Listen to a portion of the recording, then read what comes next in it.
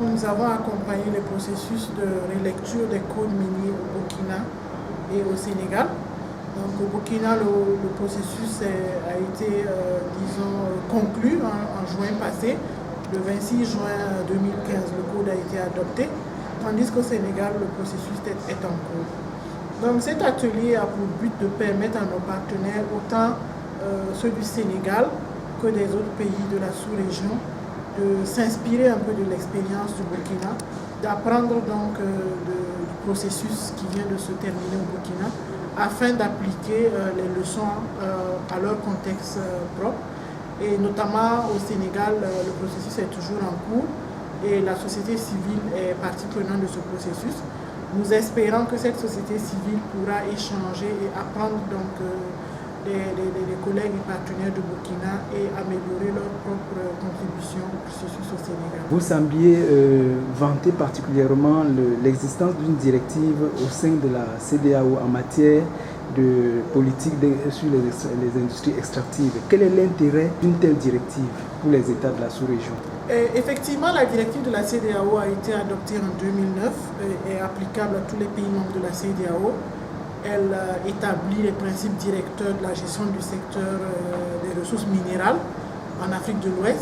Et c'est un instrument qui est assez progressif sur un certain nombre de questions, notamment la consultation des communautés, notamment le développement local, la protection de l'environnement, la transparence, et un outil que nous promouvons au niveau des pays, afin que les pays puissent s'inspirer de cette directive et améliorer leur cadre législatif.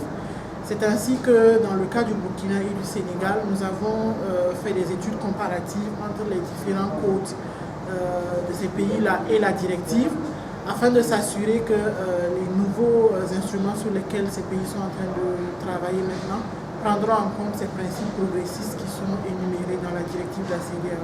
Au-delà du fait que le Burkina Faso a réussi, n'est-ce pas, à réviser son code minier, est-ce qu'il y a dans le nouveau texte qu'ils viennent d'adopter des éléments qui peuvent être considérés comme révolutionnaires et que vous voudriez conseiller aux autres États qui voudraient réviser leur code minier? Tout à fait. En fait, le code de 2015 tranche avec celui de 2003, parce que le contexte étant différent. En 2003, le Burkina n'était pas au niveau auquel il se trouve aujourd'hui en termes d'exploitation des ressources minérales, alors qu'en ce moment, c'est un pays qui attire de plus en plus d'investisseurs dans le domaine. En 2003, le code était plutôt un code d'investissement qui encourageait donc les investissements, qui était assez incitateur envers les investisseurs, alors que le code actuel est plutôt tourné vers le développement. Et nous le voyons notamment à une innovation qui est la création d'un fonds de développement local.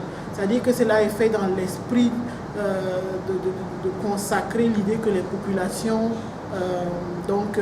burkinabées et notamment les communautés affectées doivent pouvoir bénéficier davantage de leurs ressources. Et le code étant l'instrument qui consacre un peu l'exploitation des ressources minérales, il est intéressant de voir que ce code-là mentionne la création d'un fonds de développement local avec des ressources qui seront mises donc à contribution pour booster le développement au niveau des communautés affectées par ces opérations minières. On a également appris des premiers échanges, n'est-ce pas, que ce que vous appelez la prise en compte du développement dans ce code du Burkina prévoit 1% du chiffre d'affaires des entreprises minières qui doivent être reversés aux communautés locales. Si nous avons bien suivi, est-ce que ce pourcentage n'est pas très résiduel, n'est pas très insignifiant par rapport aux défis ou alors aux besoins de ces communautés en termes de projets et d'actes de développement? Oui, en fait, quand on entend 1%, je pense qu'il faut situer ce chiffre dans son contexte. Il ne s'agit pas de 1% des redevances habituelles qui sont reversées au pays et qui se situent autour de 5%. Il s'agit en fait d'une contribution des sociétés minières au développement local et qui vient en addition de ce qu'elles doivent déjà payer au pays. Donc, ce 1% est applicable sur le chiffre d'affaires des compagnies minières au stade de production dans le pays. Ce montant donc sera dédié uniquement au développement local. C'est pour ça que nous avons la création d'un fonds spécial et que ces fonds ne vont pas dans le budget national et seront utilisés pour le développement local. Mais comme je l'ai dit tantôt, cette contribution vient en sus de ce que les compagnies payaient déjà à l'État. Et le financement du fonds n'incombe pas seulement aux compagnies minières, au secteur privé, puisque l'État même s'engage à reverser 20% de ses redevances pour le financement de ce fonds-là. Quel est spécialement l'avantage, peut-être du point de vue d'un pays quelconque, à être dans une zone où il existe une telle directive? Parce que nous avons constaté que dans une zone comme la CEAC, il n'existe pas de directive. Quelles peuvent être les conséquences, n'est-ce pas, pour les pays de la CEAC de ne pas avoir de directive en termes d'orientation de leur politique? En fait, vous savez que le fait de ne pas avoir de politique commune ou de cadre normatif commun ouvre la porte à la compétition entre les pays, c'est-à-dire que chaque pays va se donner les moyens d'attirer les investisseurs et d'obtenir les meilleurs, les meilleurs agréments possibles. Mais en ayant un cadre normatif commun et des politiques communes, cela permet d'harmoniser un peu la position des pays vis-à-vis des compagnies minières, en renforçant non seulement leur pouvoir de négociation vis-à-vis de ces multinationales, mais également de réduire la compétition qui peut naître entre des pays qui jouent de leur disons, spécificité et de leurs atouts pour attirer les investisseurs. Donc harmoniser le cadre normatif et politique est une force pour les pays d'une région donnée. C'est en cela que même au-delà de la directive, les pays membres de la CEDEAO sont en train d'entrevoir la possibilité d'avoir un code commun qui va donc venir chapeauter tous les codes nationaux et qui va servir de référence dans la région. Qu'est-ce qui peut expliquer que dans la sous-région Afrique centrale, il y ait tant de mal, il y ait tant de difficultés à mettre en place une directive comme en Afrique de l'Ouest? Je dois dire que même en Afrique de l'Ouest, le processus n'a pas été facile. Et mentionner en passant le rôle de la société civile qui a beaucoup travaillé à avoir cette directive et à laquelle on peut attribuer certaines des provisions progressistes dans cette directive.